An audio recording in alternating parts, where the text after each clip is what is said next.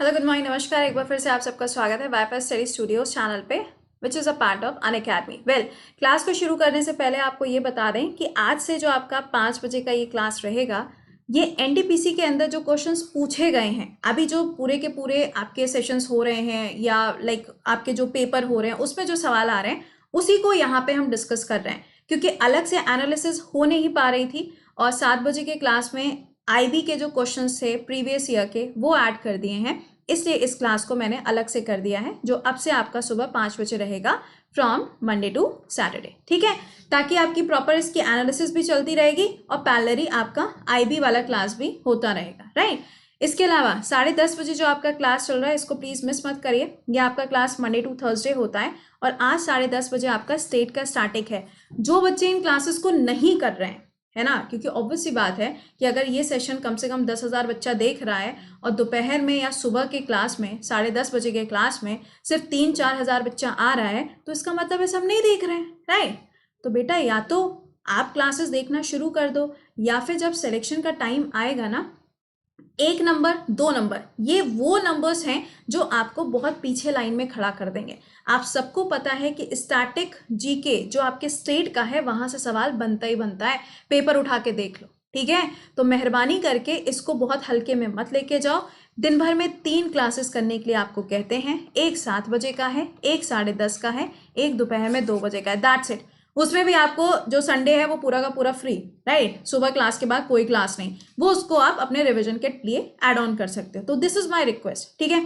दूसरा, आज आपका दोपहर में 2 बजे क्लास क्या है, ये सेशन रहेगा। दोनों ही क्लासेस आपके फ्री हैं, यानी कि कोई आपको पेमेंट ना करना है। चलो शुरुआत करेंगे यहाँ पे सवालों की। जो क्वेश्चंस आपके पूछे गए, ये जो क्वेश्चन है आपको बता भी दें कब के हैं, 9 तारीख के हैं। 9 फरवरी को जो सवाल आए थे वो क्वेश्चन है आपके। भैया सेशन को एक बार से लाइक और शेयर मार दियो। चलिए देखिएगा, सबसे पहला सवाल पूछा जा रहा है कि इस बार का जो आईपीएल हुआ था उसमें टोटल कितनी टीम ने पार्टिसिपेट किया। आंसर हो जाएगा 8। आपको पता होगा कि ये भी बोला जा रहा है कि जो अब आईपीएल के मैचेस होंगे उसके अंदर टोटल कितनी टीम पार्टिसिपेट करेंगी। कमेंट बॉक्स में लिख के आंसर करिएगा, क्योंकि ये इंक्रीज हो गई हैं। मैंने आपको ये चीज पढ़ाई भी थी। आईपीएल कहाँ हुआ था, यूएई के अंदर हुआ था। किसने इसको स्पॉन्सर किया था, ड्रीम 11 ने इसको स्पॉन्सर किया था। और कौन सी टीम थी जो इसको जीती थी, दैट इज मुंबई इंडियंस। कितनी बार ये जीत चुके हैं इसको, 5 बार इन्होंने इसको जीता था, ठीक है। अगला देखिएगा सवाल क्या पूछा जा रहा है। पूछा जा रहा है कि जो प्लैनेट है कौन सा, मार्स, इसकी नेचुरल सैटेलाइट्स कौन सी हैं, या फिर अगर आप देखो यहाँ पे कि नेचुरल मून कौन से हैं, तो आंसर क्या हो जाएगा, फोबोस एंड डेमोस रहेगा। अच्छा, अब एक बार समझिएगा, मार्स पे जाने वाला सबसे पहला अरब देश कौन सा बन गया है, यूएई बन गया है। First point, right. Second point समझिएगा, फोबोस और डेमोस की अगर हम बात करें तो ये इसके 2 क्या हो जाएंगे, मून हो जाएंगे। बट अगर पूछा जाए हमारे सौर मंडल का, सोलर सिस्टम का सबसे बड़ा मून कौन सा है, यानी कि नेचुरल सैटेलाइट कौन सा है, आप बोलोगे गैनीमेडी। लेकिन पूछा जाए स्मॉलेस्ट कौन सा है तो आप बोलोगे डेमोस है, ठीक। अगला सवाल देखिए, मोलेम नेशनल पार्क, एक क्या है, देखो एक है मोलेम, एक है मोलिंग, राइट। 2 अलग अलग नेशनल पार्क्स हैं। पूछा गया कि ये कहाँ पर है, तो गोवा के अंदर। अच्छा, गोवा से 2 सवाल और बन सकते हैं। पहला क्या है, इंटरनेशनल फिल्म फेस्टिवल अभी रिसेंटली गोवा के अंदर हुआ था, कौन सा वाला एडिशन था, 51st एडिशन था। कौन सी कंट्री को फोकस किया गया, तो बांग्लादेश को यहाँ पे फोकस किया गया था। अगला सवाल पूछ सकते हैं, 36 नंबर का जो नेशनल गेम्स का आयोजन होना है वो कहाँ होगा, तो वो भी गोवा के अंदर ही ऑर्गेनाइज किया जाएगा, ठीक है। इसके अलावा भगवान महावीर जी के नाम पर भी एक आपको नेशनल पार्क यहाँ गोवा के अंदर देखने को मिलेगा। मांडोवी और जौरी रिवर भी आपको कहाँ मिलेगी, गोवा के अंदर। अगला सवाल, डीआरडीओ को स्टैब्लिश कब किया गया था, 1000 बार पढ़ाया था, तब भी अगर गलत करके आए हो तो देखो कुछ नहीं हो सकता। फिर 1 जनवरी को इसको स्टैब्लिश किया जाता है। प्रेजेंट टाइम पे इसके हेड कौन हो जाएंगे, सतीश रेड्डी जी प्रेजेंट टाइम पे इसके हेड है। Very important name, okay. अगला सुनिएगा, क्वीन ऑफ अरेबियन सी, यानी कि जो अरब सागर है, अगर उसकी क्वीन के बारे में पूछा जाए तो क्वीन यहाँ पे कौन हो जाएगी, कोची को बोला जाता है। दैट मीन्स केरला के अंदर अगर आप देखेंगे तो आपको कोची नाम की जगह मिलेगी। ये बिल्कुल कोस्ट पे है, इसी को क्या बोला जाता है, अरेबियन सी की क्वीन के नाम से जाना जाता है। अगर आपसे पूछा जाता है साइंस सिटी ऑफ इंडिया, आप आंसर करोगे कोलकाता। अगर पूछा जाए कौन सा ऐसा शहर है जिसको साइंस सिटी के रूप में डेवलप करने के लिए अभी हाल ही में सरकार ने बोला है, तो आप उसका आंसर कमेंट बॉक्स के अंदर मुझे बताओगे, ठीक है। अगला, ओएनजीसी का हेडक्वार्टर कहाँ पर है? नई दिल्ली के अंदर है। इसमें तो कोई रॉकेट साइंस नहीं था। अगला सवाल देखिएगा। अच्छा, ये क्वेश्चंस हिंदी में भी लिखे आगे, ठीक है। बताइएगा कौन सी ऐसी कंट्री है जिसका जो संविधान है वो सबसे बड़ा है और लिखा हुआ है, यानी कि हैंड रिटन कॉन्स्टिट्यूशन है और सबसे लेंदी है? तो आंसर क्या हो जाएगा? इंडिया रहेगा। अगर आपसे पूछा जाता है कि चलो ये तो बात ठीक है, बट हमारे देश का जो संविधान है वो यूनिटरी है, फेडरल है, क्वासी फेडरल है, कैसा है? तो आंसर क्या हो जाएगा? आंसर होगा यहाँ पे ये क्वासी फेडरल नेचर का है, राइट। नेक्स्ट सुनिएगा, हमारे संविधान को बनने में कितना समय लगा था? तो 2 साल 11 महीने और 18 दिनों का समय लगता है। कॉन्स्टिट्यूशन को एडॉप्ट कब किया गया था? या पहले ऐसे समझो, इनैक्ट कब किया गया, बनाया कब गया? 26 नवंबर 1949। और इसको अपनाया कब गया? तो आंसर होगा 26 जनवरी 1950। दोनों ईयर्स याद रखिएगा, ठीक है। अगला, यूएनएससी, अगर हम यूनाइटेड नेशंस की बात करते हैं जिसका काम है कि पीस और सिक्योरिटी को मेंटेन करना, इसके अंदर परमानेंट मेंबर्स कितने होते हैं? 5 होते हैं, हम सभी लोग जानते हैं, है ना। जैसे कि यूके हो गया, यूएसए हो गया, चाइना है, फ्रांस है, और कौन बचा? रशिया है। तो ये वो कंट्रीज हैं जो इसके परमानेंट मेंबर हैं। अच्छा, इंडिया क्या है? इंडिया इसका नॉन परमानेंट मेंबर है, और इसमें जो नॉन परमानेंट मेंबर्स होते हैं वो कितने होते हैं? 10। और इनका टेन्योर कितने साल का होता है? 2 साल का होता है। इसका हेडक्वार्टर कहाँ है? न्यूयॉर्क के अंदर। आप मुझे बताओगे यूएन के सबसे पहले प्रेसिडेंट का नाम क्या था? लेटेस्ट वाले जो हैं वो तो एंटोनियो ग्यूटेरेस हैं, अभी हाल ही में उनको जायद अवार्ड भी मिला था। अब आप मुझे बताओ सबसे पहले वाले कौन थे इसके हेड, क्योंकि ये हम आपको पढ़ा चुके हैं और एनटीपीसी ने 3-4 बार पूछ भी लिया। अगला, किताबुल हिंद, इसके ऑथर आंसर बनेगा यहाँ पे अल बरूनी जो है वो इसके कौन है? ऑथर।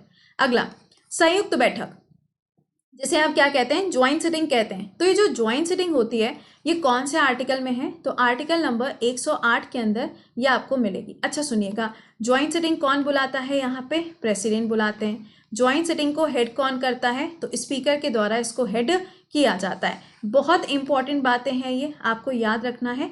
और ज्वाइंट सिटिंग का ये जो कॉन्सेप्ट है ये कहाँ से कॉपी किया गया था? तो ऑस्ट्रेलिया से इसको कॉपी किया गया। अगला, पीडीएफ का फुल फॉर्म क्या होता है? आंसर है पोर्टेबल डॉक्यूमेंट फॉर्मेट, ये इसका फुल फॉर्म हो जाएगा।